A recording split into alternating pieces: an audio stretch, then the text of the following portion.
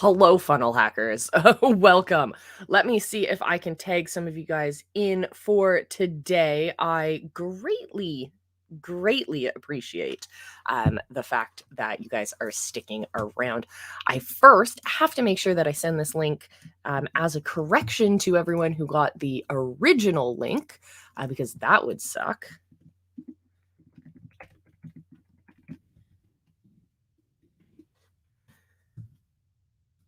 Here we go. If you guys would like to join us,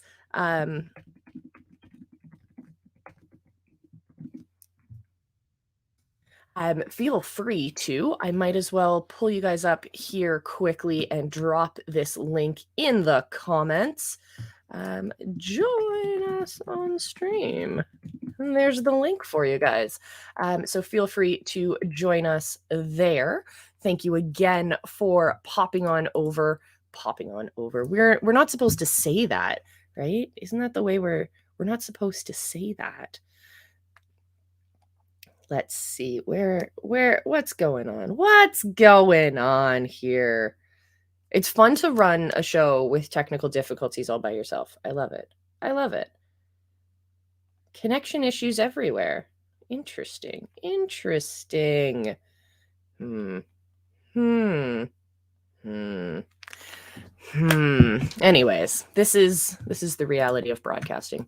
So I started my broadcasting career doing live stream radio. Did this for a few different years, doing like house music and stuff on a Sunday, and we would stream for like 6, 7, 8 hours at a time. People would come from all over the world, and this is long before we had places like Twitch and things like that. It was long before it was easy enough to just.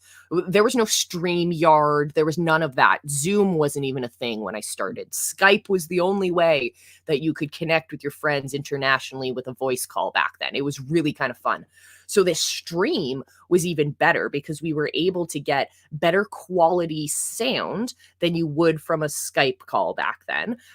So not only could you hear your friends talking, but we were able to have this incredible conversation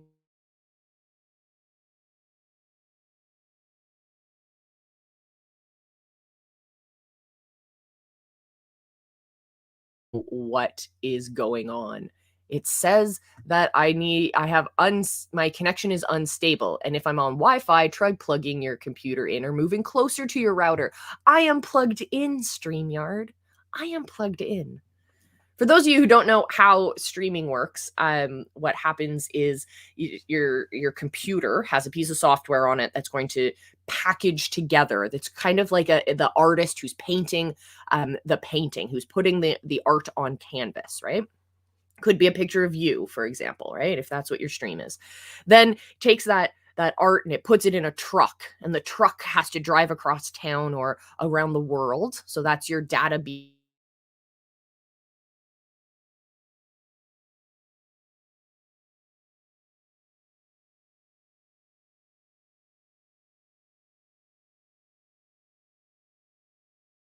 Hmm. Hmm. We're here. We're here. I'm frustrated. So what happens is the artist actually takes the canvas off the frame, folds it up into a little package, maybe even chops it up so it's a bunch of little squares, puts them in a box, and that's much easier for that truck to carry across town. So it can carry tons of these little artists' boxes across the roadways. And then that package gets delivered to your house. Say that's where the stream is ending up. The package gets delivered to your house, and then you open it up and you can do it, or maybe you have someone in your house, which would be in your computer, putting together all of those different squares of your painting, tiling them all together so that you can see that same beautiful image that the artist painted across town. So from a streaming perspective, that means your computer is going to take all that information that you're giving it, whether it's your camera, your sound and microphone, whether you have screen shares or any of that kind of stuff going on, any cool graphics. It's going to take that information. The more information it has, the bigger that original painting is going to be. The more layers of content you're putting in, the more things that are moving, is going to make that file bigger and bigger and bigger. And so the artist paints that beautiful picture, or you create that cool scene, and then your computer's encoder will chop that up into little pieces, put it in a nice little box, send it down to your cables. So in my case, I'm on an Ethernet cable, StreamYard, or you can send it over Wi-Fi, which is usually unstable, or at least it's usually more unstable than being wired in. And those cables will then send all that data across the internet. The receiver's computer will then will open that box, put all those pieces back together, or make sense of that compressed data, and then blow it back up so that you can see that beautiful image, which I think is pretty cool. So that's how streaming works. So apparently, there is a kink in that chain for me closer to my end, closer to my artist. So I don't know what's going on, but I'm going to definitely have to figure that one out sooner than later. But that's just, it's just a probably restart the router and everything should be okay. The problem is, though, there are always limitations to what technology allows us to do, right? So back in the day, I used to live in this tiny little town in France, and there was like 300 people in this tiny little town. It was kind of cool, but it was in the mountains, which great means great views, but horrible internet connection. Horrible internet connection. And so I remember trying to do early online learning, early online classes. This is like 10, 12 years ago, right? This is what really sparked my interest and my passion for online learning. So I'm sitting in this tiny little town in the middle of nowhere, with my Wi-Fi up in the mountains in the Alps, and I'm trying to get my homework done. And this is back before we had video lessons. This is back when you're downloading PDFs, and you have to read through them, and you can highlight them, and then you have to fill out your essays and send them over. It's not live stream. It's nothing even close to that amount of data, and we still were struggling to get those files downloaded. And then fast forward to when I was back here in Canada, I was taking some online learning programs for my graduate studies at a school that's based in Alberta. So Alberta, if you're not from Canada, Alberta has a ton of wilderness areas. Lots of people live off grid, or they might live in mining communities or rural communities that aren't big mega cities like I live in here in Toronto. And so I was in this like Toronto bubble, this big city bubble where we have high speed internet and we have Wi-Fi almost everywhere and we have 5G and we have da da da da da da da da. We have all these different great gateways to the internet. But then I'm sitting on this course when we're talking about using live stream technology to engage our students. And what I realized was there was a ton of students who were unable to attend those video lectures because the wind was blowing too hard. Like, literally, the wind was blowing too hard. So they couldn't get their internet connections to work up in their rural areas. I think that was pretty cool. Or unfortunate for them, but that really sparked something inside of me that made me realize that we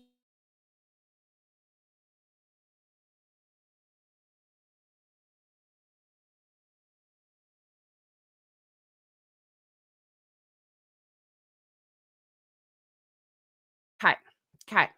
I'm pulling my hair out. I'm literally pulling my hair out. So I'm gonna bring people on stream so that in case my connection kicks out, maybe you guys can still have fun with them. So let's bring on our favorite people. Let's bring on Jim and Mr. James Havis. Welcome, welcome, welcome. James, best. What? Good morning. Woo! Jim Wi-Fi Beard here.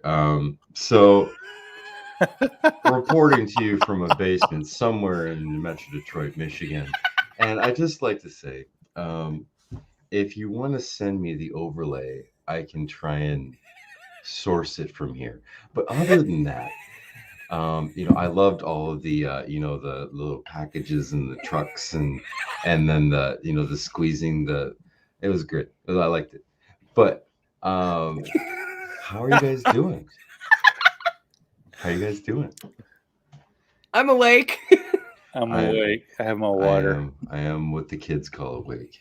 I don't know if that's I'm not woke, but I'm awake. I had to switch up today. We ran out of the good stuff. I briefly thought that was like a alcoholic beverage of some sort. It is Saturday morning. It's the weekend. It could be a mimosa. They make these adorably sized Bloody Marys. These are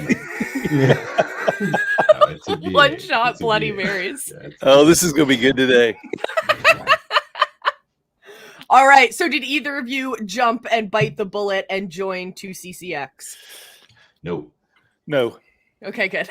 Neither did I. So let's talk about that. That's a good Yes. good place It's to been start. gone for a bit, right? Yeah, Russell removed 2CCX and Inner Circle, I think, for 2 years, because he wanted to focus on, I'm sure it was ClickFunnels 2.0 and connecting with all of those category kings and figuring out where he wanted to go with his mission. Now I think he's sorted that out, so he's back to pour into his students yet again. But I just can't. I was gonna say, are you in? No, You just didn't tell me. I don't have $52,000 just You don't for have that. That's weird that you would say. I mean, I do, just not for that. And here's my thing.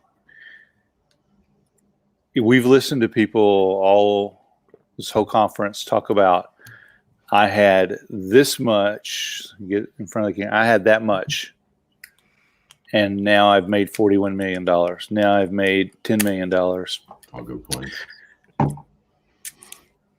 The proof's right there, actually, that I would love, and I would love to do it. For me, it's not a money thing either. But I talked about it with a guy that I'm doing a project with right now. And I was like, hey, what do you think? Should we do it? He goes, no. He goes, I've just been, in his words, not mine, I've been sitting on my can too long and not taking the action that I should have been taking. Yeah. He said, he's leaving today for vacation. He's going to be gone for 10 days. And he said, I'm going to use this vacation to jumpstart everything that I've been sitting on. Yeah. So that's my thought process on it. I think we have enough information to be walking across with at least 1 2 Common Club award or two Common Club awards by the next time the conference comes up. So there's no reason, there's people that probably need help, and those people that have, as I like to refer to it, I had a client once. I went to her house because that's where she officed out of in Northern California, and she was a doctor. She's 65-ish or so when I got to her house, and we were installing her software and going to implement it. And I sat down at her desk and I said, where's your mouse at? And she goes, what's a mouse? I'm like, it's a little thing that moves around. She goes, well, when they sent, so I said, do you know where it's at? And, because you can't do anything. This is an old PC. This is in like 2003.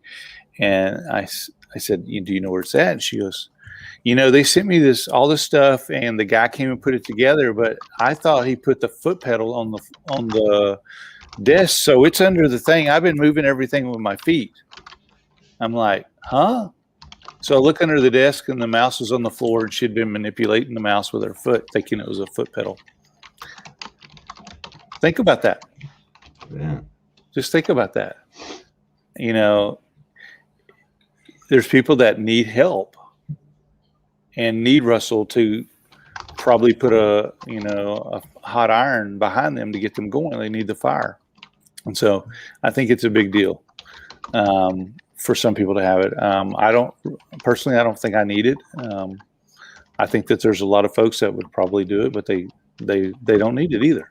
And so that's my perspective on it. That is fair enough. What I like is when people go into 2 Common Club group and then they go live and talk about what they learned about in 2 Common Club group. I appreciate those people. I do too. It's them. I'm going to blame it on my internet provider today. Okay. Okay, cool. I'm good with that. Yeah. I thought you had locked up for a minute there. No, it's just I don't know what's happening. I don't There's know. some doubling of sound, I think. Wait, say stuff. I'm saying stuff. It's a little bit delayed. Someone sounds echoed. Hello. Hello. Check, check. One. Check one. I don't know. We're good. We're good. We're just gonna keep hauling. So, all of our little trucks. We're just gonna keep hauling our trucks. Yep. So yeah, that was my perspective. I think that there's people that need it, and they're desperate to figure out what to do next, and they got $52K to burn, and it's not a burn. It is an investment in themselves. There's no doubt about it. Yeah. And I have heard from people that the intense networking that happens is incredible. I have heard that from many people that, like me, I went to a private art college, and really the best thing I got out of it was the networking, which, to be honest with you, looking back on it, I could have gotten the exact same results if I'd been motivated and went to the events, introduced myself to people, put myself in front of the right people, and learned everything online. Yep. I would have gotten the exact, probably better results, to be honest with you, because I would have been more motivated. But the networking was where it's at. That's what you're paying for is that. Yeah. Oh, but if it's not in your budgets, guys, I don't know why I'm echoing. This is weird. Anyways, today is the day of like stream ghosts. I think we have ghosts in the stream. That's funny. I think we have ghosts in the stream. I think that for a lot of people who just need that motivation and connection, and maybe $52,000 to put down on a Russell Brunson program isn't what they need just yet, but they do have their Brunson books. They have access to Funnel Flicks, or they have more resources that are going to help them learn things. Finding that community and finding that group of people who's going to help keep them accountable, who's going to help connect them to help overcome their obstacles and all of that stuff. That is something that you guys can find with us. Come hang out with us. Yes. I love hanging out with other funnel hackers, helping people build out their funnels, figure out how to strategize new funnel structures and all that kind of fun stuff. So yeah, this is our funnel hacking live hallway. So let's network Absolutely. in our hallway. And by the way, I owe Jim Beard a big thank you. Mr. Holland reached out to me yesterday in networking because evidently I am still James Bond 007. And so we have a call this afternoon, as he's needing some veteranpreneur help. So thank you, my friend. Anytime, Mr. Bond. Oh, okay. Talking about jobs for veterans and digital marketing. I need to talk to you guys about something I've been seeing as a trend. So first disclaimer, this is not about politics. This is not about policy or anything like that. It is literally commentary on a trend I'm seeing in the digital marketing space. Okay. This isn't the like pro Trumps and anti Trumps and masks and no masks. This isn't about that. Okay. No, go. So, vaccines of all sorts. Now they've added another vaccine. Now all these people are leaving the military or whatnot because they're not choosing to get the COVID vaccine. Okay, just a statement of fact. So I saw on Dan Henry's page that he is now offering jobs for veterans who have been discharged because they're choosing not to take the vaccine. So we have this thing that is happening outside of our control, outside of our marketing businesses, outside of our what we do, our scope of power, but they're tapping into this thing that is happening.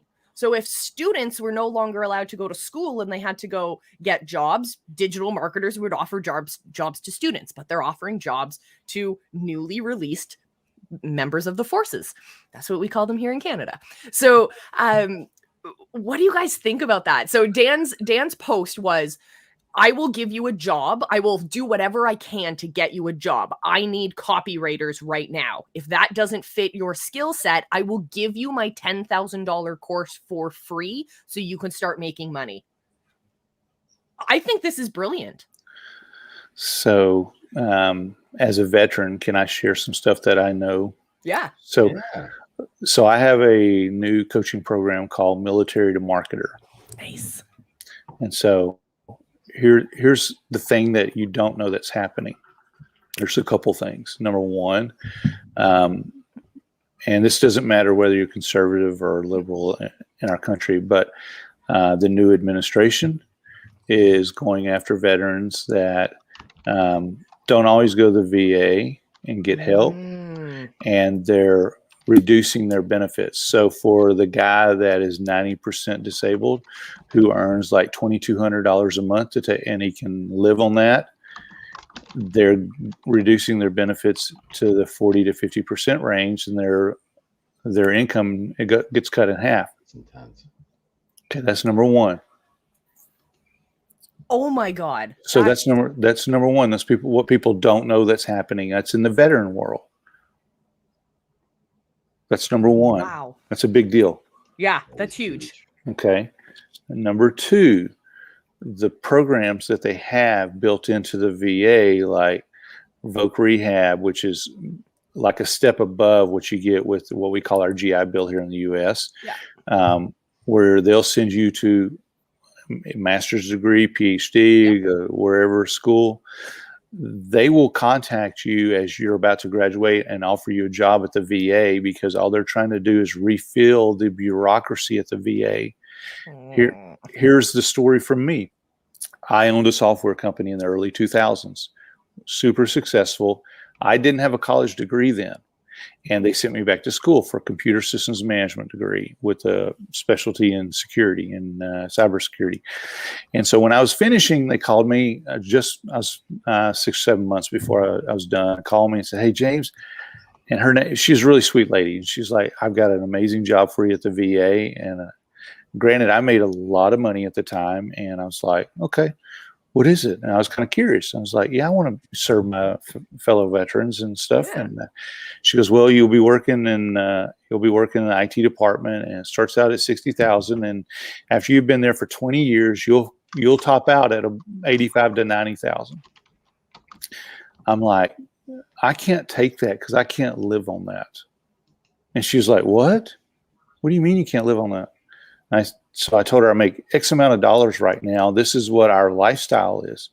If I took that, it's way below what, in where we live in Austin, it's, 60,000 is close to the poverty line, believe it or not. Yeah. And it's like San Francisco, New York, it's super expensive. And I was like, I'm not going to do that. And so I turned them down. And so I went back to get another degree later on, 3 years later. And same thing, I'm finishing the degree. I get the call, "Hey, we have a position in case management we'd like you to do." I'm like, "No, I cannot do that. I cannot afford to do that." And, it's like, so this is the one thing that people don't realize is that, or let me finish this third part, is that, so I started hanging out with a lot of veterans from Afghan and Iraq that had TBIs and that have PTSD. We have a program called Healing Waters Fly Fishing. So we teach fly fishing to veterans. It's an amazing healing thing. And I do it myself. I fly fish myself. And I started visiting with a lot of veterans there and becoming friends with a lot and finding out, I'm finishing this criminal justice degree, not a bachelor's, but a master's degree in criminal justice or in sociology. And I got a bachelor in criminal justice, a whole mix of them. We were doing all these different degrees, and they were all going to work for some kind of VA program, $60,000 to $70,000 a year. And it began to make me mad, honestly. And so the last 2 years, I've been trying to figure out how I could counteract that. And this spring, I started to think about, I'm just going to create a program to teach veterans how to do digital marketing from zero to hero in their house. And that's what I've done. And because they need a way to create a 6-figure income that will not run out. Because I told my wife the other day, I said, I'm concerned that we're going to get to Christmas and I'm on the on that ticker somewhere along the VA, and I'm on my retirement. Not that I need my retirement money, but my retirement's going to be gone. So we're living now as if I don't even get that money. Yeah. That money's a bonus every month. And that's what a lot of veterans are relying on, that money. And, God forbid they lose it, they're in trouble. Mm-hmm. And so I was rethinking things this week because my program costs for them to do it, but we finance it. We help them get through it. And there's programs for them that we're trying to get the VA actually to pay for the program for them. So the trick is to identify, all these veterans that are getting out, all of a sudden they're going to need a job. Yeah. Can I hire them? Can I help them find a job in digital marketing? And I'll teach them quickly. And so one of the things, Pedro Adeo is a real close friend of mine. And he's incredible. He's why I'm doing what I'm doing. He's exactly, I had no idea what digital marketing was the day I met him. 6 months later, I had a digital marketing agency. So he's the reason, and he's the reason I sell airplanes too. And so through funnels, because he's like, you got to do this. And so that's a whole nother story for another day. But that is so cool. So I was thinking maybe I'm going to run a challenge. I'm going to run some ads and I'll run a challenge, because I've run about 10 or 12 challenges and they've been super successful. And I was like, maybe I'll run a challenge for veterans. I'll do 5 days of just showing up, train them on how to even think about opening a business in a digital agency and get it started. Yeah. And if they want to go deep with me, I'll have a mastermind. They can pay into that coaching program and we'll go. So I think I'm going to run a free challenge week after next. I'm going to put a challenge funnel together, probably today or tonight. I'll put it together and I'll launch an ad on Monday and start it the following Monday.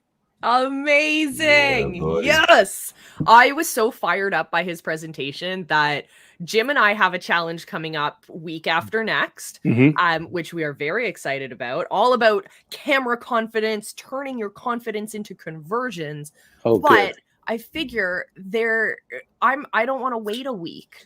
I'm just going to start a new challenge on Monday where I'm going to help people connect to their message and get their message out to the world, because finding that confidence and thinking about making conversions with video and all of that can be really overwhelming for some people, and they just need to get that momentum started. So absolutely. Heck yeah to challenges. I was privileged to go to, there was 25 of us that got to go the couple days before funnel hacking, last funnel hacking.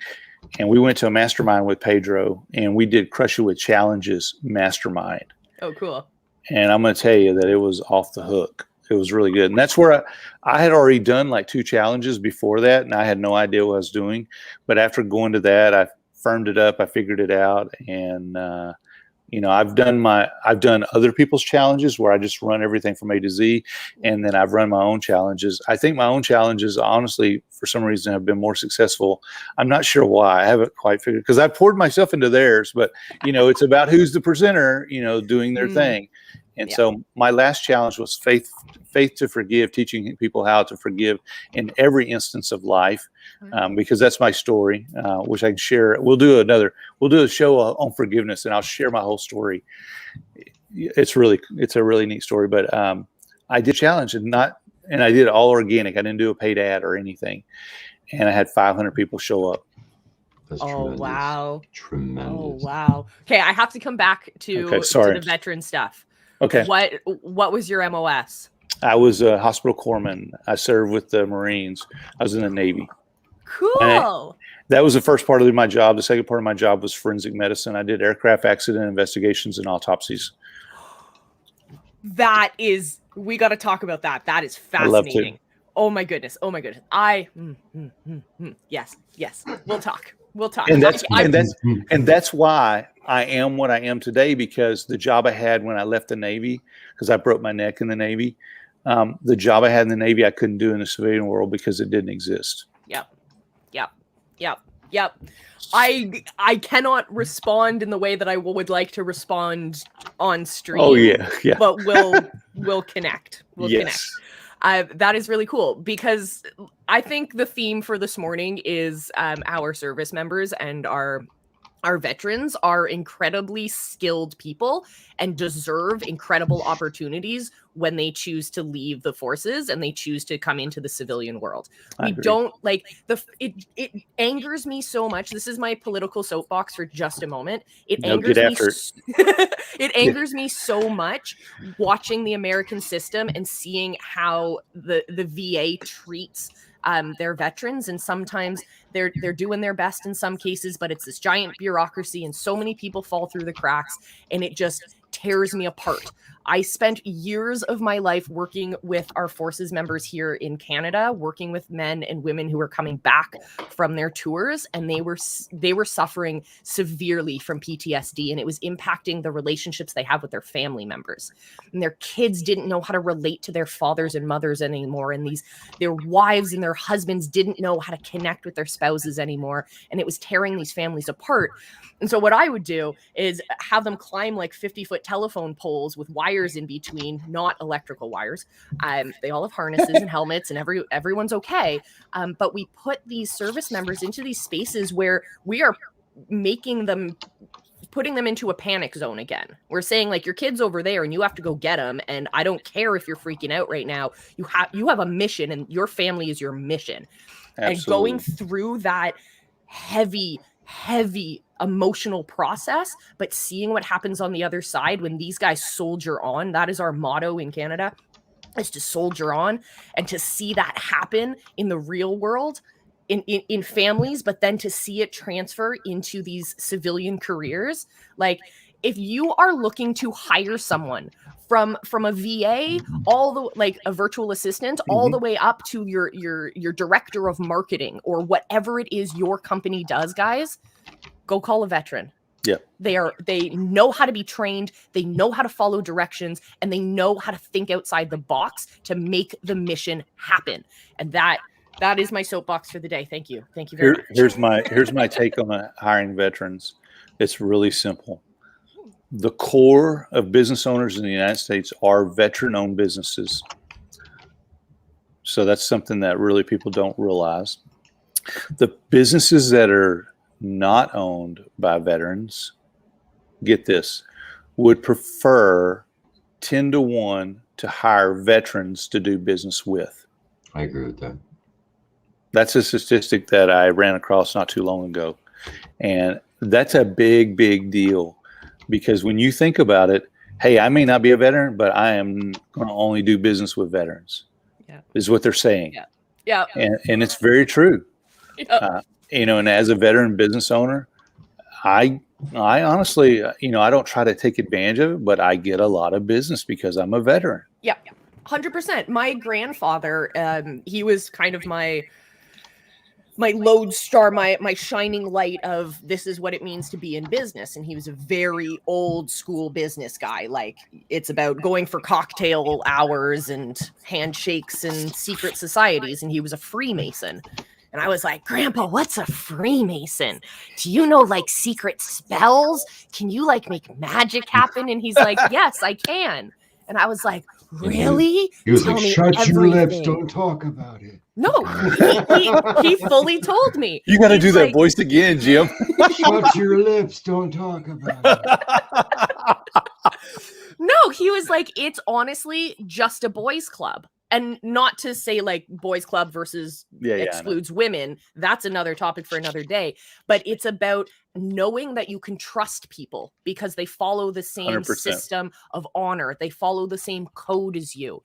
So regardless if you served in the forces in 1950 or you served in 2015, you may have never met each other. You may have served in completely different branches, unless you're in Canada, because we all serve in the same branch. Then you still have that connection to each other. You still have that camaraderie. You don't have to introduce yourself in the same way. That trust is established beforehand.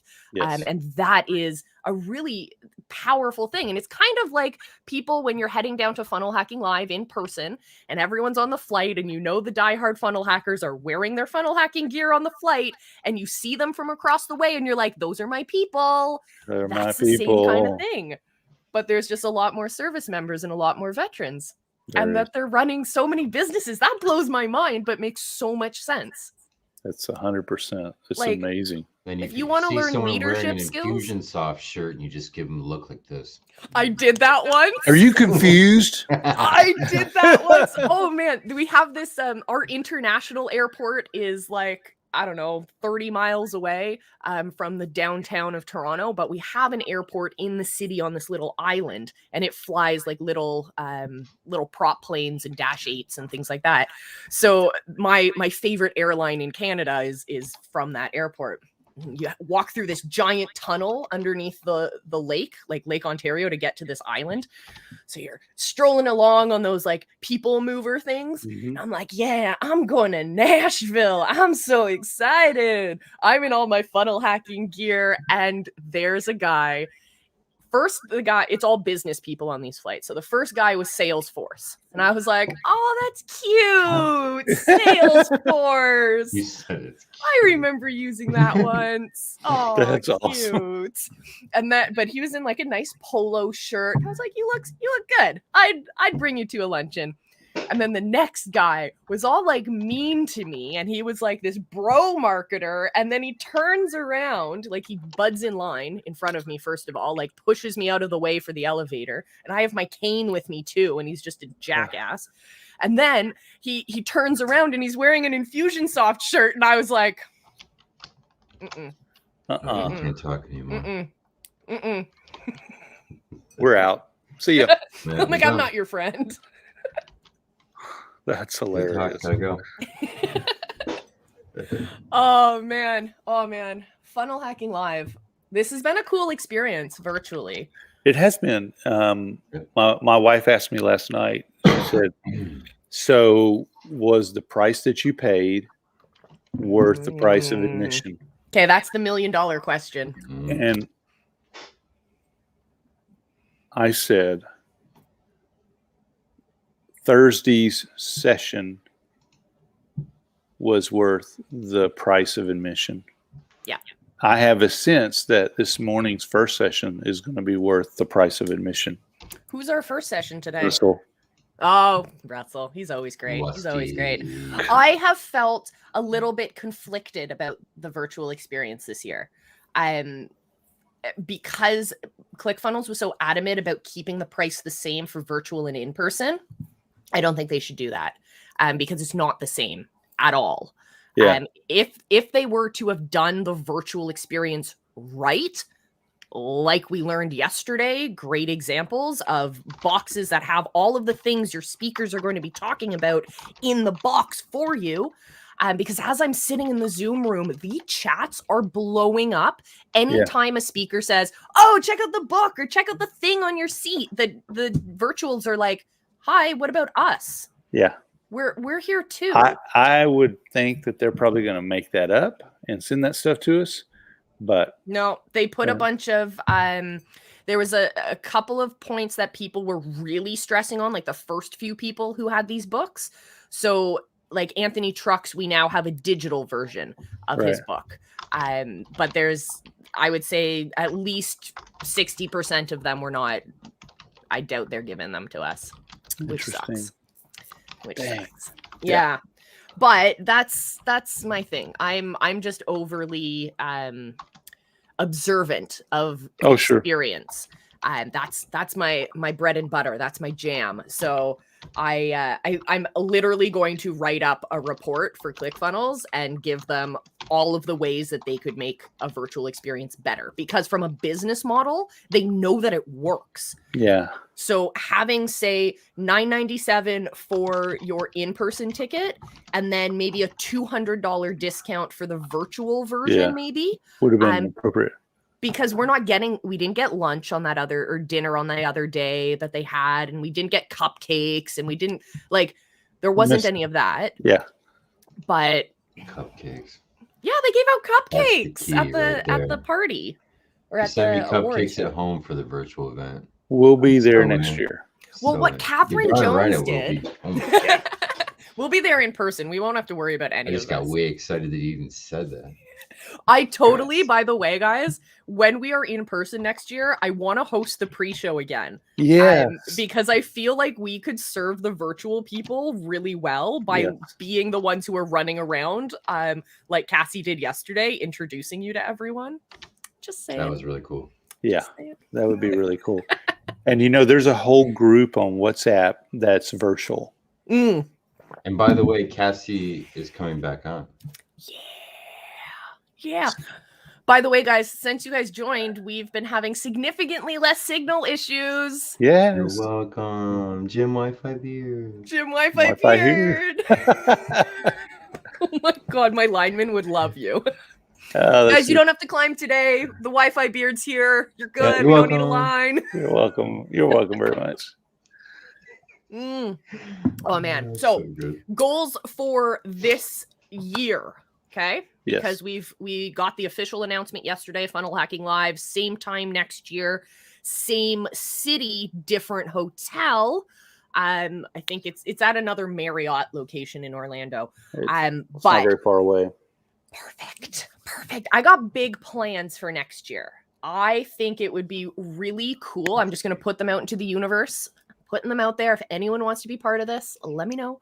But I think it would be really cool to do a little group mastermind before and after Funnel Hacking Live, where we can help people not only connect and move, like the mastermind that would be after Funnel Hacking Live would help people get that momentum started and keep that momentum going throughout the year.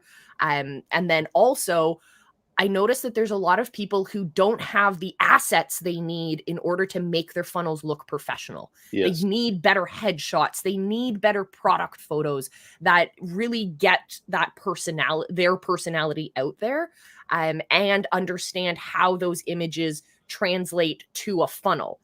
Most professional photographers don't know how to do that.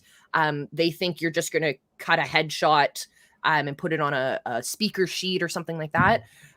So yeah, I'd love to like rent a house or something like that, rent a floor of the hotel or something like that, do photo shoots for people, help them get their headshots, help them figure out their messaging, help them figure out their live streaming, stuff like that. I don't know.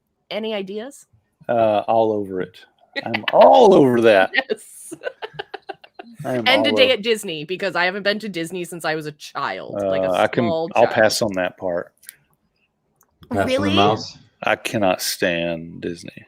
Oh, okay. I'm very meta. I am obsessed with Disney, not for the movies, not for the characters, not for roller coasters or any of that. I am obsessed with Disney because of their customer service. And I like to just go over the top. Yeah. I have a friend, I went to travel school and my friend ended up working for Disney, or a couple of friends ended up working for Disney, and they went to Disney University, which is their customer service school. Oh my goodness. So many interesting things. And there's actually a book written about Disney University that I'm trying to get my hands on. By the way, Christmas is coming. Anyone wants to give me a Christmas gift, that's totally on my list. So Disney, I'll tell you what I do like at Disney. I like the experience of Avatar at Disney. Oh yeah. That ride at Disney is unbelievable. It is remarkable. And I love that. But I'm not a Disney. I watch the movies and stuff, but I'm just not a Disney guy. I don't like parks. That's my deal. I would rather be on a sailboat, tooling around the bay, doing that kind of thing. That's my jam. And so are there sailboats in Orlando? Just in Tampa there are. Oh well, I have a house in Tampa, so we'll go there. So but or I'd rather be on a paddleboard fly fishing. Ooh. I've tried fly fishing before. I couldn't get it down. Yeah, we just need some practice. I went deep water fishing. Okay, I'm like the outdoors girl who never had a fishing friend before, so I've been fishing this many times in my life. One was off a canoe while we were backpacking and like backcountry camping up here in Canada, and we caught nothing, but we emptied multiple bottles of wine. not into the lake. So that was a fun afternoon. Then the second time I went fishing was at my buddy's cottage, and I wasn't paying attention to the fishing because he was in his cottage is on probably the most exclusive lake in all of Canada.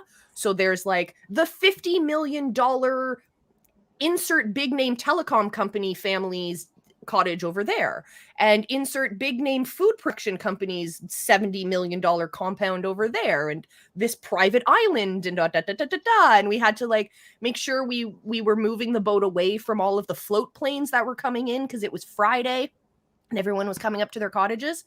So that was a fun experience, but I don't think that's reflective of most fishing experiences. No. So I went to New Zealand. Okay, New Zealand. I'm also obsessed with geography, so hear me out for a sec. There's this little town called Kaikoura on the coast, and if you think about the Grand Canyon, there's pretty much a Grand Canyon right next to the coast. So there's like this little shelf, and then it drops off. So within like 100 meters of shore, there's a deep water trench. Oh, so wow. you get dolphins and whales that stay there all year round, where usually that's really these cool. wildlife or these sea creatures would migrate based on warmer temperatures, but they Right. have everything they need right there. It's beautiful. So Christmas Eve, a few years ago when I was down there, my buddy and I decided we were going to get a fishing charter. We had this amazing captain, amazing couple of guys on his crew. It was great. The waters were horrible. It was a beautiful day, but man, it was choppy. And we're on this little fishing boat, and it's going up and down and up and down. And everyone is holding onto the back, hurling, except for me. I was so proud of myself. I just stayed. All you have to do is stand on the side and look at the bow and just watch it go up and down. Like it's not hard, guys. Like it's not hard. So we then get to start fishing, and we got to fish with 2 hooks on our lines. You would literally just throw your line in, let it sink, then start pulling it back up slowly. And I had 4 deep water ocean perch on my line, like within minutes. And as I'm pulling it up, these giant birds, they're not as big as albatross, but they're pretty freaking close, start swooping in. And one of these damn birds took my fish off my line. But so we come back after a couple hours of fishing. So That's a bird's version of fishing. Exactly. I did all the work for him. It's great. Yeah, exactly. It's great. So he's got the funnel down, the bird fishing funnel down. He just finds the customers and then snatches them up. It's great. So we're out fishing for a couple hours. We get all this perch. The captain and his crew are filleting them for us, dumping all the garbage back. Not garbage, the fish guts for the other fish who are going to eat them. We don't promote pollution here. They filleted them all for us, put those in bags. And then as we're coming back, he starts pulling up, or getting me, because I'm the only one who's like not hurling off the back of the boat still, pulled up all of these what to me looked like a lobster trap. Right. He pulled out what again to me looked like lobsters. They were not lobsters. They were crayfish. Yep. And see, I've spent some time in America. When you guys talk about crayfish, and crayfish are like this big. Yep. Crayfish are like maybe this big. These were this big. They were gigantic. the size of my freaking head. They looked like lobsters who didn't have these claws. Instead, they have these claws. We had 25 of them. Walking down the street back to my hostel, 25 of these freaking giant crayfish and like 25 pounds of filleted perch as I'm walking to this janky little hostel on Christmas Eve. And as I'm walking there, I'm walking by all these waterfront, really high-end, wonderful restaurants. And you can buy a freshly fished or freshly caught, freshly cooked crayfish at their table there for at least $100 a piece. And I'm walking down like, this is gold. This giant bag of ocean gold. I loved it. And so I went to my hostel, and it was Christmas Eve. So I couldn't I didn't have many friends back then. I was traveling with a stinky backpack and dirty socks. Well, I went to the kitchen and I cooked it all and made this giant socks? feast. No, the fish. Oh, okay. Yeah. but with all the smell of fish, my feet smelled great. Aw. So I served this entire hostel, all of this like wonderful crayfish, and oh, it was great. It was great. I'm obsessed with fishing now, That's but I don't funny. think anyone can help me top that experience. That's pretty cool. That is really cool.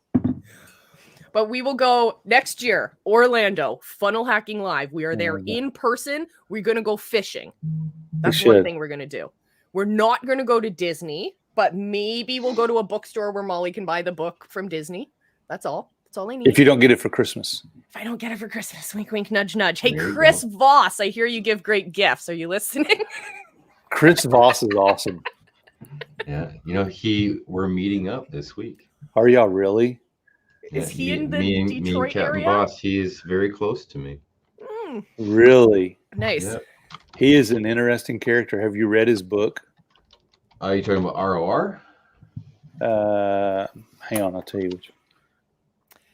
I have to You know look what's at that. confusing is there are so many Christopher Vosses who have written books. Let's see, I have it. Ain't no Chris like the one I got.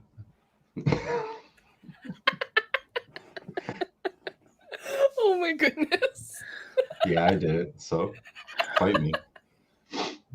That is too much. What other cool things are there to do in Orlando? There's a that lot aren't of theme stuff. parks? Buy a plane. Actually, total tangential Through a funnel. thing. James, what is the like? If I were American, which I am not, and I were to purchase a plane from you, what is the tax on that?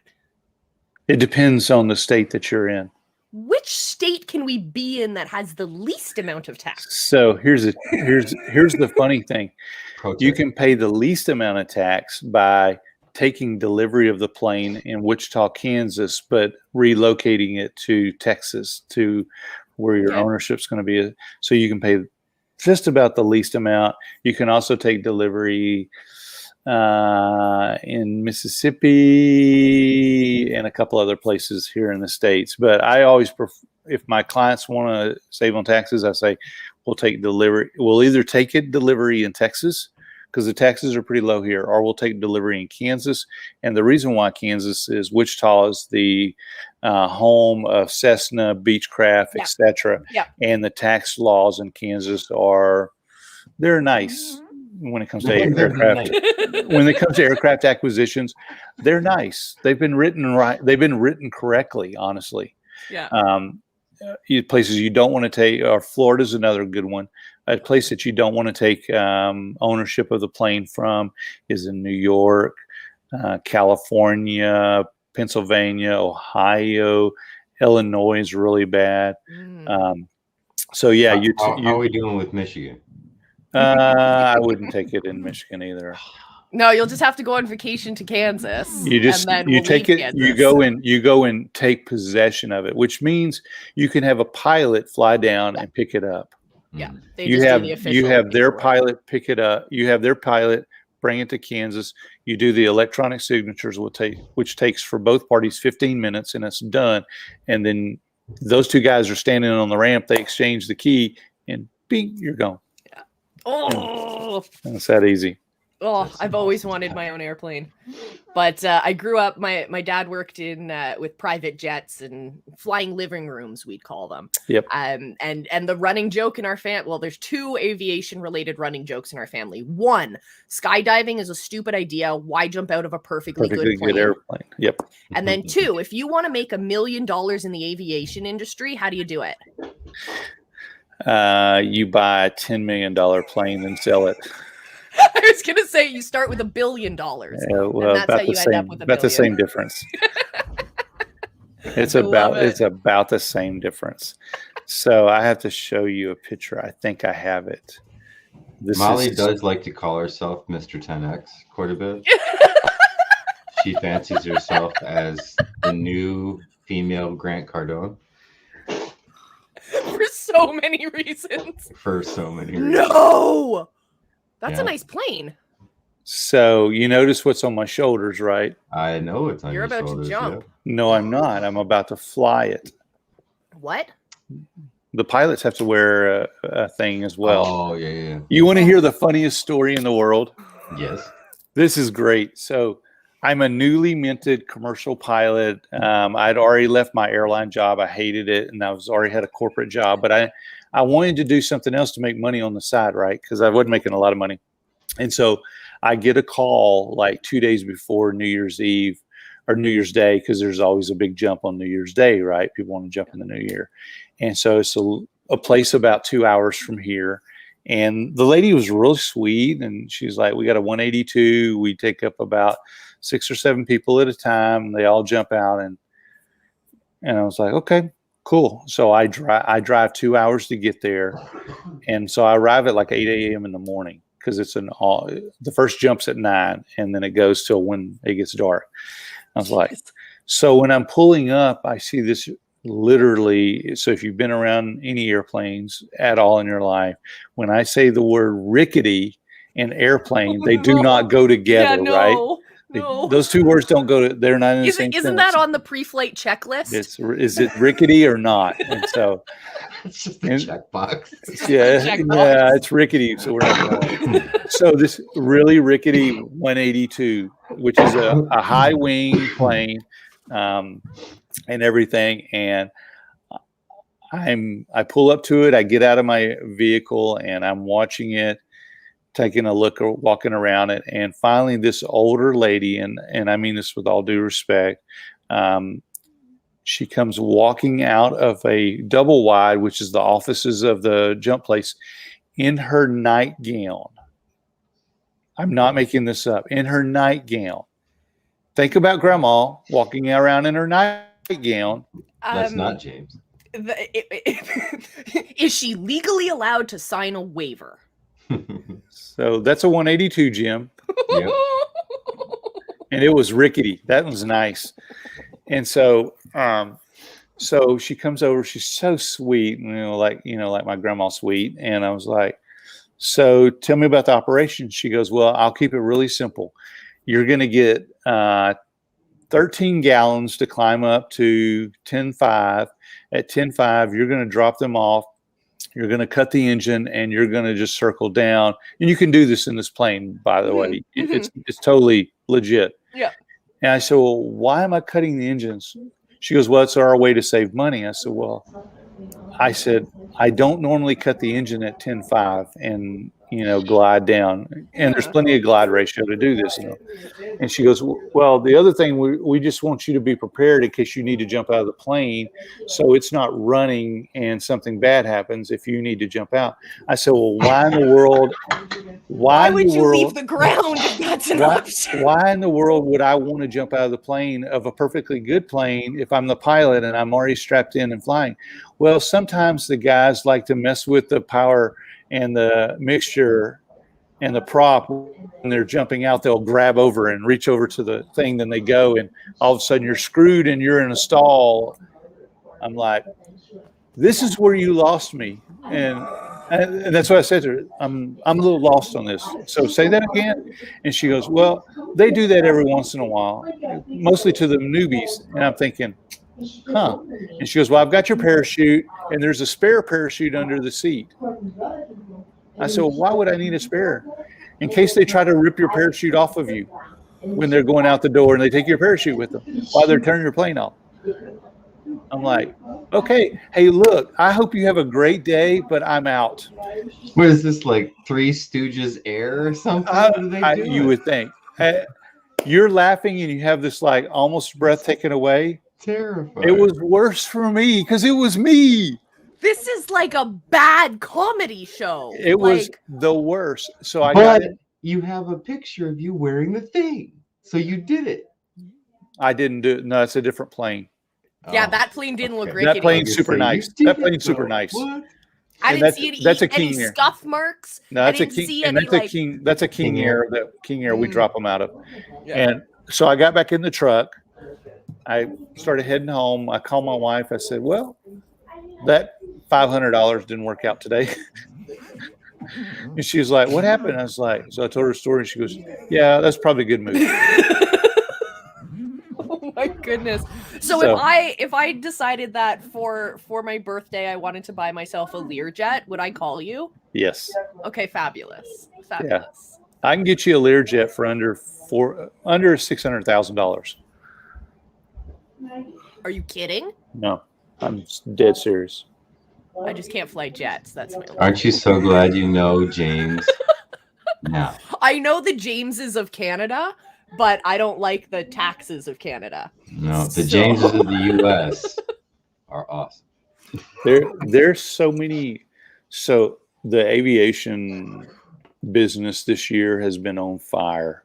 Yeah. Like it's like going to a car dealership to find a Jeep Wrangler that's all dudded out. They'll show up on the lot. They're gone the next morning. The aircraft that are really nice show up on the market and they're gone. They're under contract the next day with $500,000 in escrow by then. Yeah. I mean, they go so fast. It's not even funny. The big thing here in Canada is that because the borders have been closed for so long, so many people decided that they were just going to buy their own private jets, or they were going to rent them from like my buddy's company, for example, and charter them out, just so that they can hop across the border. That's all they need to do is go visit their summer homes. They're not even going for business. But oh my goodness, we have yet another guest. Oh, sweet. There she is. Oh, what are these, like ears too? What is up there? Yeah. We have a Disney fan in the house now. Hey, guys. Thank you so much for coming again, Cassie. Yeah, we had so many fun comments about earbuds. We had so many fun comments about you going around and showing people around before the event started. So thank you so much for doing that. It's so cool. Oh, that is the one thing I do not miss is the bad internet connection at Funnel Hacking Live. Yeah, you can't win them all. Oh man. So could we maybe arrange that when we go, now I'm just daydreaming, but when we go to Funnel Hacking Live in person in Orlando, when we're done our fishing trip, can we fly private somewhere? Like we can fly down to Sarasota so I can pick stuff up from my house and then fly back. That would be what? I mean, we know the guy. So I'll bring almost everywhere I go now. I fly myself almost exclusively. That's so awesome. That is so cool. What do you fly? So either a Cirrus or Lance Air. I will have a TBM that I'll have access to probably later this year that I'll just do for my own travel. And I have a guy that I'm working with right now. Him and his wife just sold their bank. Get that? Sold a bank. That's an American thing you guys do. Yeah, it's a pretty cool deal. So they just sold a bank, and we're partnering together to build hangars around the state because it's real estate. Really, it's what it is. Yeah, we're not in the hangar business. We're in the real estate business. Yeah, and we're going to buy 3 jets before Christmas, most likely, because we want to get the tax break. That's nuts, man. Yeah, because you have 100% write off on the taxes the first year you own a jet or an airplane. Period. Oh well, then American tax laws are just and crazy. Like I bought a new vehicle yesterday. I'll write 100% of it off. That's crazy. Well played, James. Okay, if you know any single people that want to get married to a Canadian for some mutual citizenship situation, just saying. Just saying.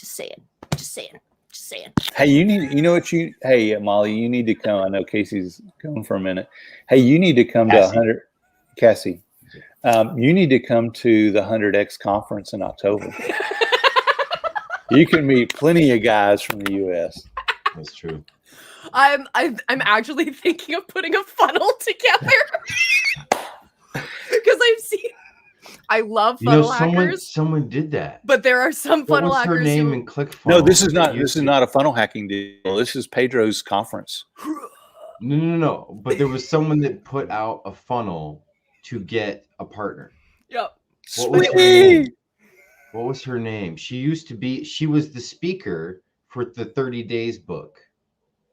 Oh. She was the one that introduced the 30 Days people. And I thought that was the coolest thing ever. That is too funny. She did a funnel to start filtering. What's up? It's McCall! What's going on? Yeah, Hey, girl. I love it. The elevators are broken down that way. He said, and I quote, "Killed this elevator. It made a jerky movement, and I was terrified. So we have to go find the other elevator so that we don't die. Because that's never something you want to hear. Am I right?" We were like, "Oh, okay." So, Do you want to give him a little Stay safe. party last night? sure. Who's here? Let me look. Jim. Hello. What's going on? Jim and Molly. Hi. Hey, People McCall. looked at my face and I didn't know who this was.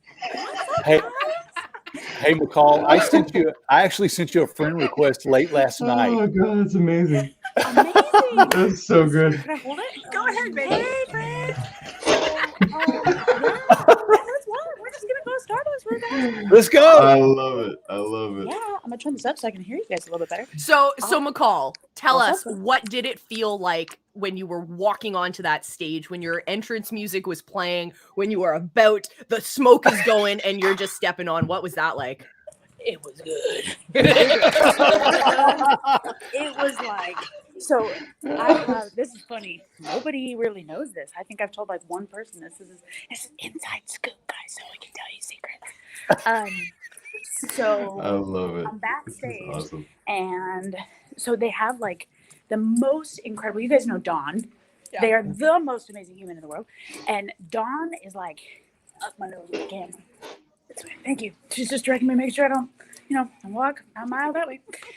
So Dawn's got like a camera up my nose, and Blake, who is the videographer, is over here, and they're doing really cool things. If we lose service in the elevator, I'm so sorry, but at least it's not broken. It's all good. It's not broken. And I'm standing there, so I was so freaking excited. And I'm like going, and all of a sudden the fog. And there we go. And fog.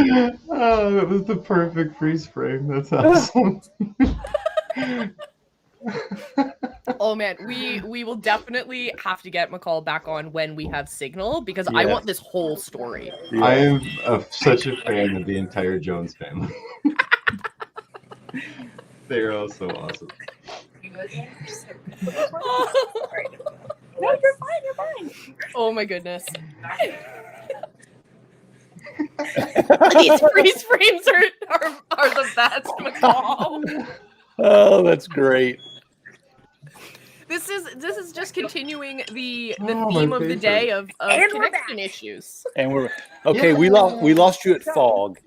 Yeah, we got the fog. What was the last thing that I said? Fog. That you heard? Oh, the fog. Fog. Okay, so we.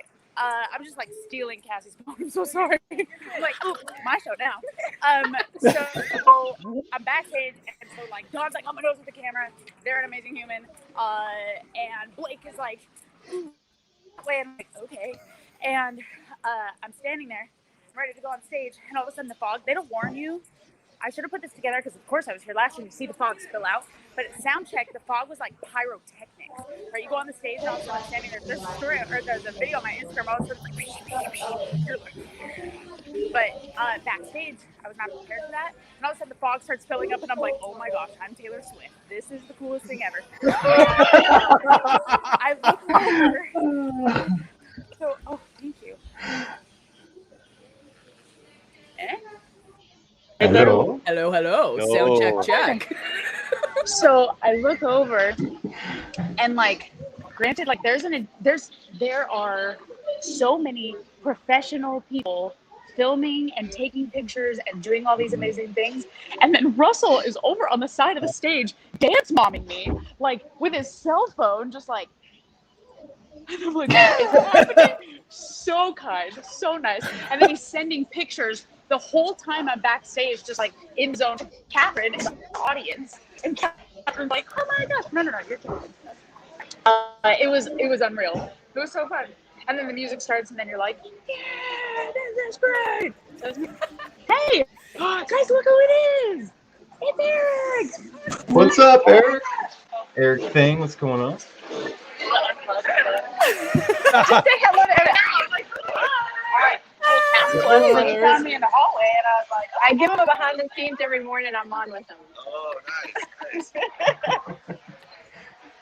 What's up? What's up? How's it going? What's up, man? Jim Beard is up. Yeah. Entrepreneur, cool. Oh, hey, I was thinking I was last night. Good to see you. Good morning. Thank you for joining us. Good morning. You guys are perfect. Thank you, love. Mwah. Bye, Nicole. Oh, well, that was an awesome surprise. Cassie, your segment is the best. Amazing. Your segment is the very best. It's like you never know what you're gonna get or who you're gonna I run love into. it. Exactly. We'll call it the box of chocolates segment. You never know what you're going to You get. never know what you're gonna get. Another box of chocolates. Oh, I love And I it. love the ears, by the way. So cool. Well done. Thank you. Thank you. So tell us a little bit about what the after and before events have been like. So it's just Have you gone to any one that you were like, whoa, that was really cool? so what McCall didn't tell you was there was a jammy party last night, and it was awesome, of course. And we got hotel security called on us, and we had pizza, and we had ugly crying, and we had women empowerment. So it was really, really cool. Just the lunches, just gathering with people is really cool. So it's just being around the people that we haven't been around in a really, really long time. That's refreshing. I totally agree. Yeah. It's got to Last be year- so cool to actually like be in contact with somebody. It's so awesome. Yeah, last year I noticed that there definitely was a distinct lack of women on stage. And this year is incredible, not only to see them represented on stage, but to see the number of women in the crowds who have been inspired by what they're seeing on stage to start their journey as well. And I think that's friggin' amazing. That's my favorite part of this year so far. I love it. Yeah, the lineup of women has been amazing. And yesterday it was just a powerhouse of woman after woman after woman after woman. And it's really, really refreshing in all ways. Yeah, Yeah. that's for sure. Yes, I got chills just thinking about that. So just saying. Molly, next year's your year. I hope so. I'll be Gotta get super it. vulnerable. I had a coaching session with McCall a couple months ago, and Mhm. she got real with me, and she was like, "Russell's not going to invite you to the stage right now. Like you're not even close." And that hit home hard. Honesty. Being honest. But you kind of need that kind of honesty from people who are going through this. Maybe they're one step ahead of you, maybe they're 10 steps ahead of you, but that brutal honesty. We get a lot of love bombing at Funnel Hacking Live. We love on each other real hard. We bring people into our community. We love on them, but we sometimes forget that hard talk needs to happen. And I went to sleep that night, woke up the next morning with this extra fire in my belly to make it work. And then everything's just kind of taken off since then. So I'm very grateful for that honest talk. Thank you, McCall. We all need that honesty. We definitely need it. And I know there's been a bunch of people that have done that for me as well. You know, like Steve Larson, for me, was like, dude, just stop. Like he stopped me mid-sentence and was just like, just stop. Yeah. Just focus here. Rock that out. Yeah. And so I've taken that and ran with it. Yeah. Yeah. Marley too. Marley and her coaching program was like, this is where you need to focus for now. Yeah. You know, be really good at it. You know, they're all talking about like the focus on one thing. And I was just like, ooh, shiny. Yeah. You know, and chase this, chase that. Yeah. You got to get shiny object syndrome out of the way. It's nice to have. And what I do at Funnel Hacking Live is I like to allow myself to have shiny object syndrome. but just in the sense that I am scanning the crowd. I am looking at my landscape, and I'm figuring out what obstacles there are, what things are interesting. Just like if I was flying a plane, what is the safe route to go? Where are other planes in the sky? Where are there friggin' mountains that aren't on the map? I don't know. Maybe my GPS isn't working. But I need to figure out what is what is possible beyond the horizon right now. And then you reel it in over the day after Funnel Hacking Live. You reel all that in, and then get focused. Get really intentionally focused.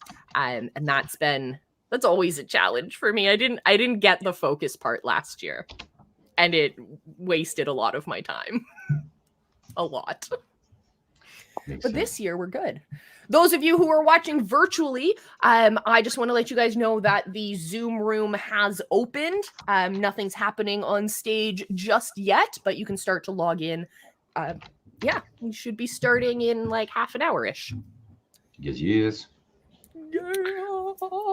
Hey, I do think that next year would be a really cool deal to do a mastermind before or after. And I would be up for even showing up on Sunday before this thing kicks off and doing this show every morning. Yes. And talking about a wide range of subjects that we probably could get into. And I think it'd be a lot of fun. Well, I think that's the perfect time for my big announcement, guys, because I've had so much fun on this show, this pre-show, which was really only started just to serve the Funnel Hacking Live virtual audience before doors open in case people wanted to have coffee together. But it's been so much fun that I'm not stopping the show. I'm just going to rename it, pick a new time slot.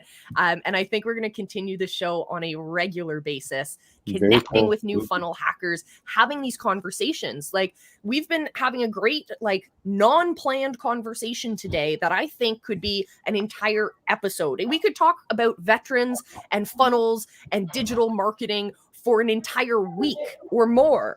And I want to be able to create the space to do that and to have those conversations, to keep these hallway convos going all year. So guys, keep an eye on my profile. You can join the Visibility Hackers Facebook group. We'll stream it in there as well. Yeah. I friggin' love it. You guys are my people. I love you.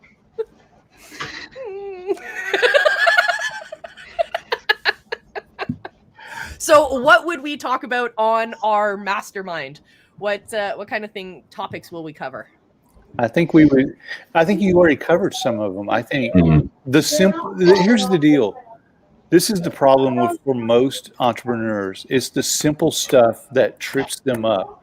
The photography, the video presence, this is the big one for me, is the perfectionism. Yeah. Getting over that. Like today, I'm not in my office, I'm in the living room. So behind me, you see my kitchen and dining room.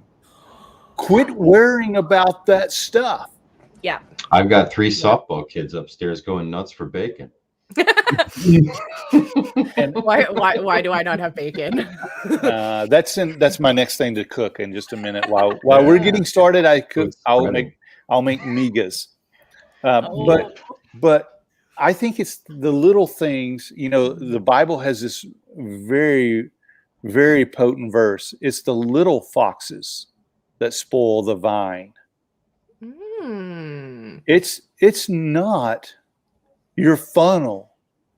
It's the little stuff. It's your font. That's a good point. It's your color. It's you could wear your shirt backwards and people would buy from you. Yep. Quit worrying about being perfect. Yep. Yeah, there was an event that happened kind of on the fly. I don't know if it was last year or the year before for Funnel Hacking Live. I think it was the year before, actually. I don't know, maybe not. But it was where this photographer decided to have a room off the side of FHL, and he just charged people like $9.97 to take like 30 photos of you in different, like, you know, the pointing and all those kind of things and all the different positions. Danya, you look amazing. How are Future you? funnel hacker. Good morning. Danya's Good morning. the coolest kid Morning, ever. James.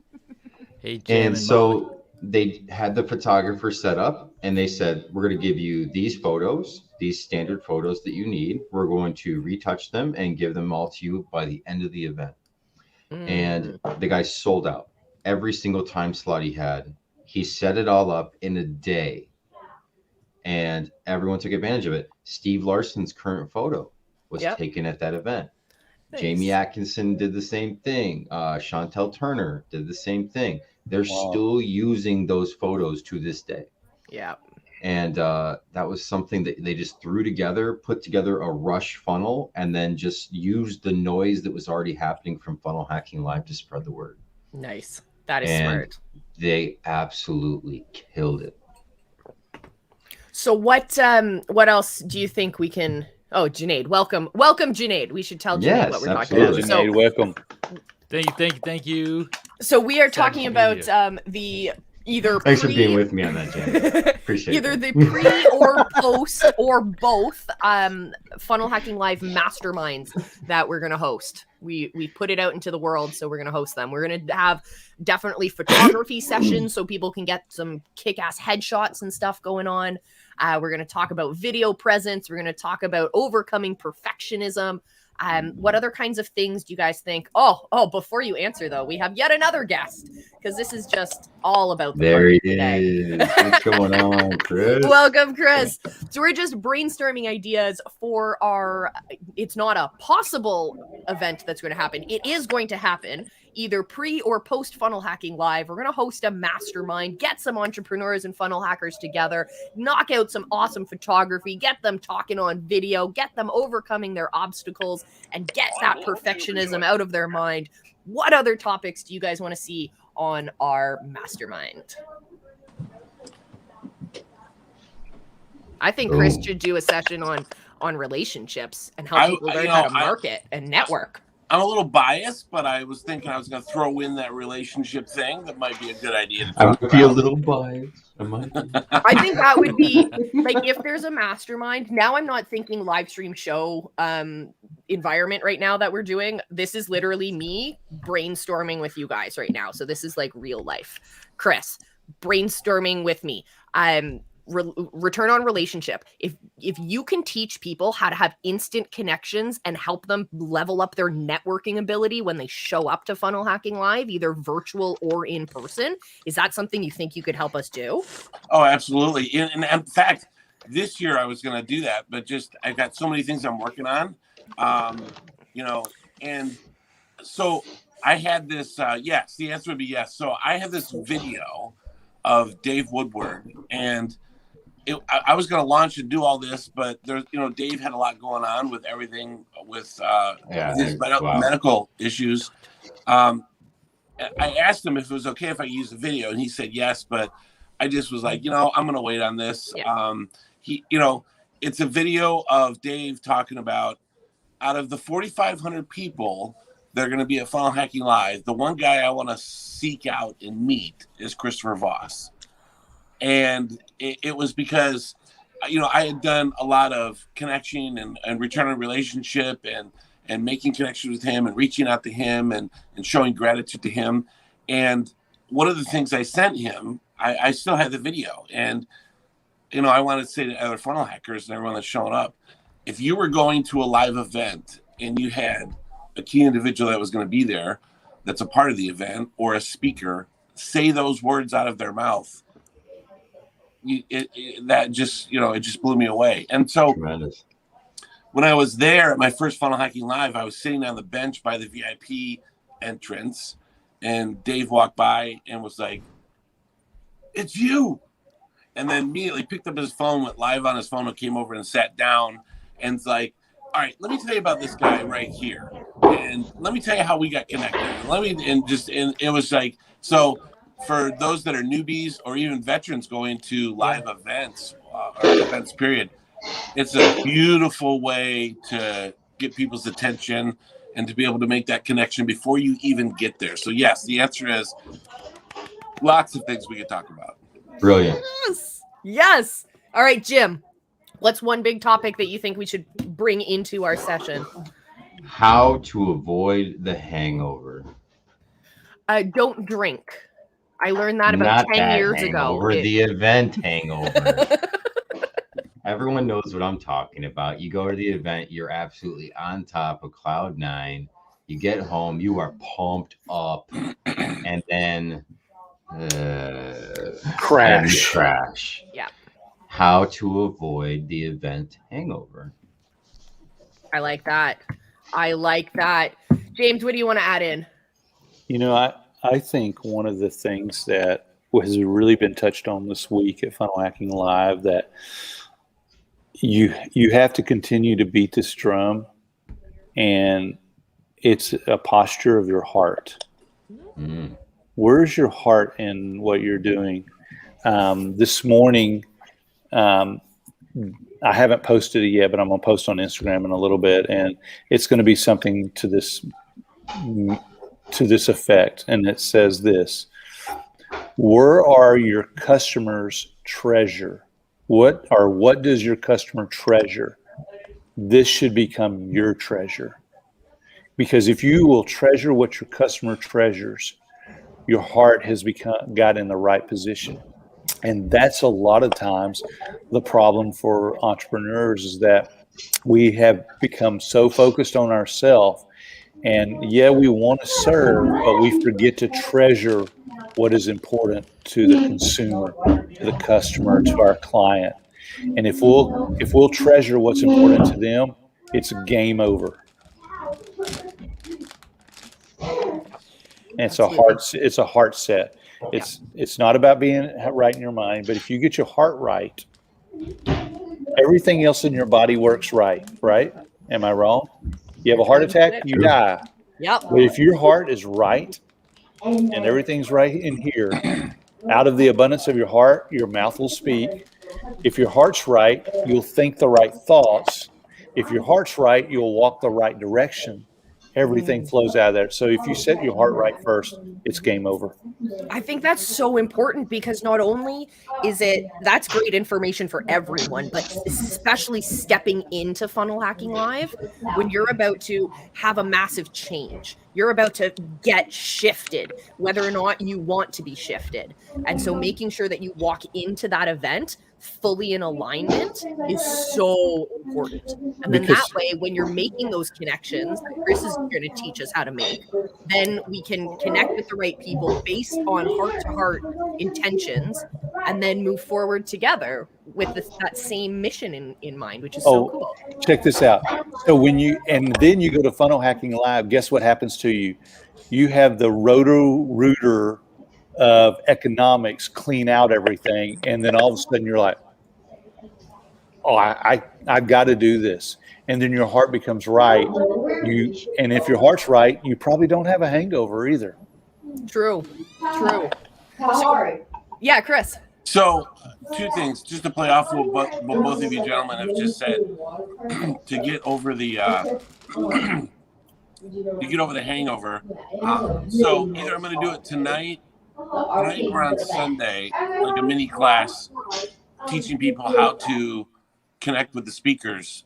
A real easy way to connect with the speakers if someone has a desire to connect with the speakers. And to what you were saying about the heart, that is like the crucial thing. I mean, for return on relationship and everything that I teach about that, it all starts there. It's completely centered there, because your messaging, your words, if you fill out a card for someone and send them a little note thanking them for something, the vibe and the feeling can totally be felt in the words that you put down on that piece of paper based on where it's coming from. And so a lot of people kind of feel creepy and weird when people are reaching out to them, because it's not authentic and it's not real, because it's not coming from the right place. And so the first thing I teach everybody when I talk about relationship building is it has to come from here. You have to tweak and alter your heart, because that affects your mind and that affects the way that you communicate. It's just like, best example is when you walk in a room, your dog knows right away whether you're upset. They can just feel it. They know that there's a disturbance in the force. They know that something's not right. And it's a vibe. And that vibe can be put forth in every single word that you use and you write on paper when you send a note to someone, or when you send them a Vox, or you send them a message or whatever, it totally felt. So I love what you're saying about the heart, because Funnel Hacking Live is like a gigantic reset. I mean, I came upstairs last night to my wife and I'm like, I needed this so bad. I needed this. I mean, it was just like a shift. And Russell does such an amazing job at picking the perfect people. It's like an orchestra. It's like watching a symphony, you know, everything, all the instruments come in at a certain time and you just feel this crescendo in your body. And I'm like, I woke up this morning kind of sad because it's like, oh my gosh, this is the last day. This is the last day. This is the last day. But I think we've all taken so much that it will be enough. But I love what you guys said about, I love what you guys said. So I just wanted to add to what you two said. Hopefully that was a good addition. Yeah, like absolutely. that. I was thinking as you guys were talking, it's a very easy distinction if we were to do an event before and an event after. Event before is all of this stuff, all getting your head and your heart in alignment, get that straight, figure that out, build the skills that you need to make Funnel Hacking Live the most successful event you've ever had as a participant. And then afterwards, all the implementation. This is what you're going to need, and focus on connecting people of like, okay, partners, here's all those great ideas. Let's have a brain dump session where we get all of those ideas on paper out of our heads. Then we focus. We pick what that one big thing is for our business. And then the next day we wake up nice and refreshed with bacon cooking in the kitchen and we get to work. We figure out what resources do we have at our fingertips? What resources do we need? Who can help us with ads? Who can help us with video? Who can help us with making those connections? So we go from preparing the self, the individual attendee, go to make Funnel Hacking Live successful, to make them a sponge and get as much as they can. And then we implement and we start attacking.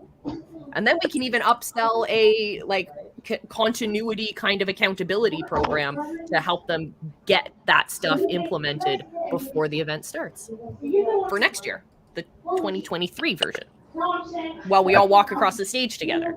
I think that's actually brilliant. Yes. I really do.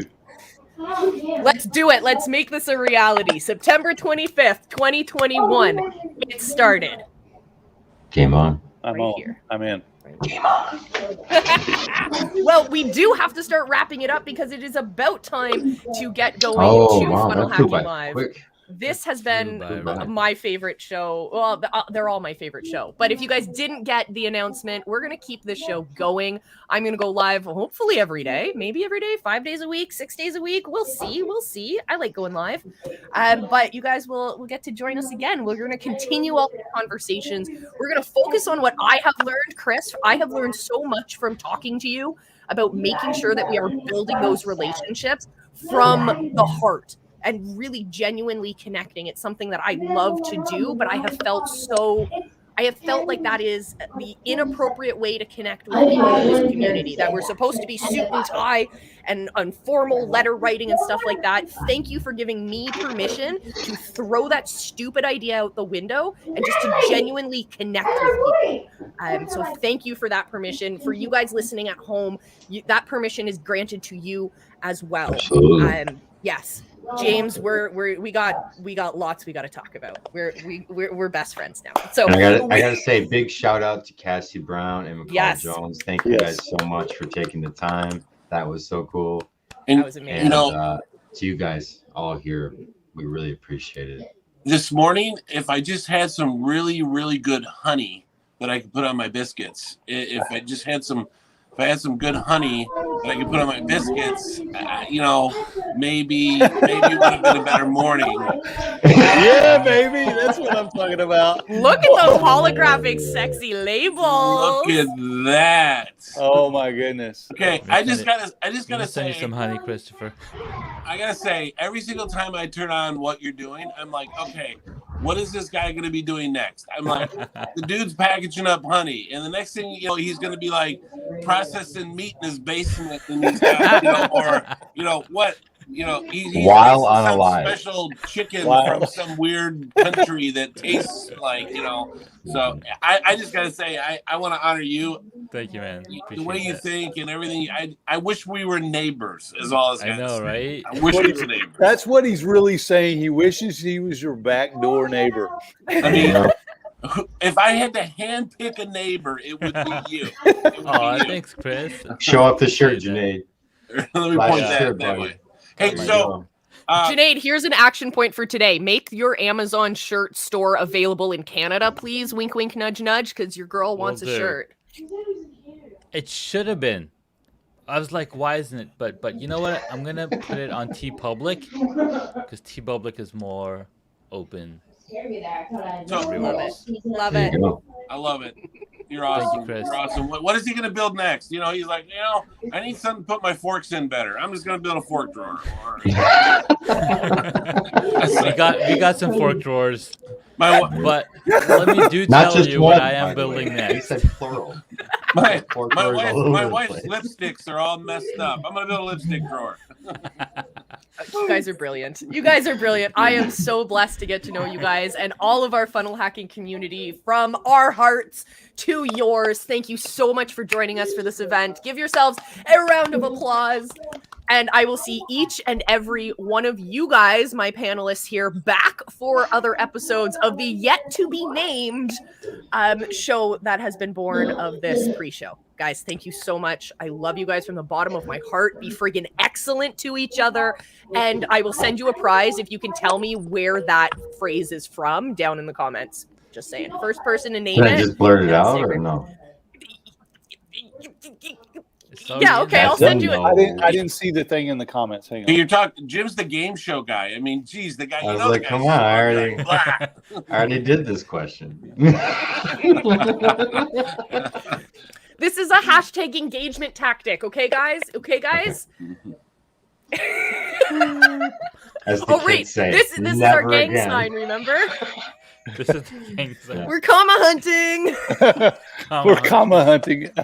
That's it. That's the show. The comma hunter. Comma Comma hunters. hunting. Oh. Yeah. Ah, there it is. Done. Boom. Yep, Go sorry. team. James I just bought named the it. domain. Sorry. Sorry. 10 grand. Yep. Sorry, guys. 10,000. You guys can make Domain. payments though. Don't worry. 2,500 a month.